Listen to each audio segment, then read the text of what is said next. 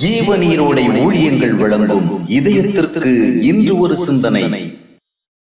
அநீதி செய்தோருக்கு இறை நம்பிக்கையுடைய ஒருவருக்கு விரோதமாக அவருடைய குடும்பத்தை சேர்ந்த ஒருவர் ஒரு பெரிய அநீதியான காரியத்தை செய்தார். இறை நம்பிக்கையுடைய அவர் தான் நம்புகின்ற கடவுள் இந்த அநீதிக்கு சரியான பதிலளிப்பார் என்ற நம்பிக்கையுடன் தான் அதை விரைவில் காண வேண்டும் என்றும் ஆசைப்பட்டார். அதுவரையிலும் தான் முகச்சவரம் செய்வதில்லை என்ற முடிவு செய்தார். ஆனால் அவர் மரிக்கும் வரையில் அவர் எதிர்பார்த்தது நடக்கவும் இல்லை, அவர் முகச்சவரம் செய்து கொள்ளவும் இல்லை. அநீதியும் அக்கிரமும் அநியாயம் நமக்கு எதிராக செய்யப்படும் போது நமக்கு ஒரு பெரிய எரிச்சலும் கொந்தளிப்பும் கசப்பும் ஏற்படுவது இயற்கைதான். ஆனால் கர்த்தரை நம்புகின்றவர்கள் தாங்களே பதிலுக்கு பதில் செய்யாமல் கர்த்தரிடம் அந்த பொறுப்பை விட்டுவிட வேண்டும்.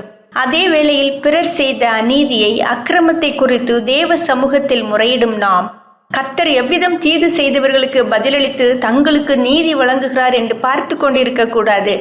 ஏனென்றால் நாம் எதிர்பார்க்கின்ற விதமாக தேவன் பெரும்பாலும் செயல்படுவதில்லை. நம்முடைய மனுஷீக உணர்வுகளுக்கு தீனி போடுகின்ற விதமாகவே அவர் செயல்படுவார் என எதிர்பார்க்க முடியாது. தேவன் நாம் அடைந்த காயங்களுக்கு மருந்திடுவார். நாம் அடைந்த நஷ்டங்களுக்கு பதில் செய்து ஈடு கட்டுவார்.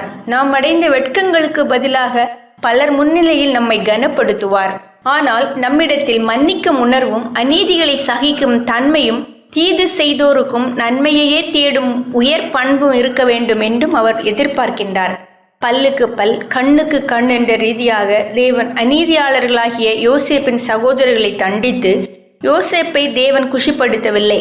யோசேப்பை அநியாயமாக பழி சுமத்தி கேவலப்படுத்தியது போல போத்திபாரின் மனைவிக்கும் எதையாவது நிகழச் செய்து தேவன் அவனை சந்தோஷப்படுத்தவில்லை.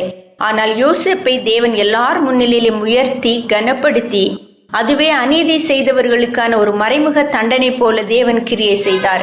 எனவே தேவனுடைய நீதியை தேடும் நாம் நமக்கு எதிராக இழைக்கப்பட்ட அநீதிகளுக்கும் அக்கிரமங்களுக்கும் பதிலாக நமக்கு என்ன செய்ய போகின்றார் என்றுதான் கவனிக்க வேண்டுமே என்று அநீதி செய்தவர்களுக்கு என்ன செய்ய போகிறார் என்பதையே கவனித்து கொண்டிருக்க கூடாது. எதிரிக்கு என்ன நடக்கப் போகிறது என்ற பார்வை நம்மை தேவனுக்கு எதிரியாக்கும். எனவே தேவன் என்ன செய்ய போகிறார் என்ற பார்வை தேவனுக்கும் நம்மை நண்பனாக்கும். சிந்தனைக்கு, இறைபக்தி இன்னொருவரை வெறுக்க ஒருவனை தூண்டினால் அவனுடைய இறைவன் சாத்தானே. இறைபக்தி இன்னொருவரை வெறுக்க ஒருவனை தூண்டினால் அவனுடைய இறைவன் சாத்தானே.